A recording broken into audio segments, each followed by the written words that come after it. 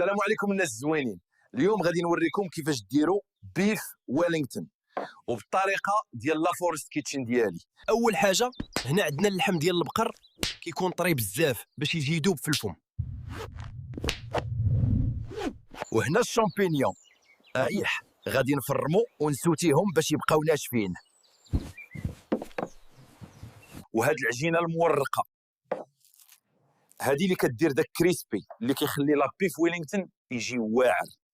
وما نساوش المطارد عاد كيعطي داك المذاق حار وخفيف.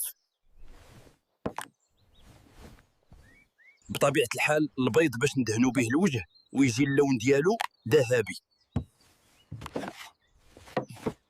تابعوا معايا باش نبداو الرحله ديالنا في الطبخ.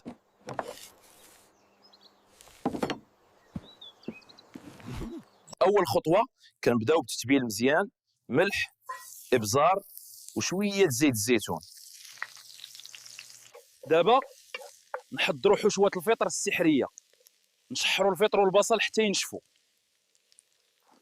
دابا مرحله التجميع، نلفوا اللحم بالبروشوطو والفطر ونغطيو كلشي بالعجينه المورقه. هادشي هو سر الطبق وما تخافوش ماشي شي سحر اسود. دابا ندهن العجين بالبيض باش يجي لونه ذهبي وما قرمش. خاصنا نصبروا شويه.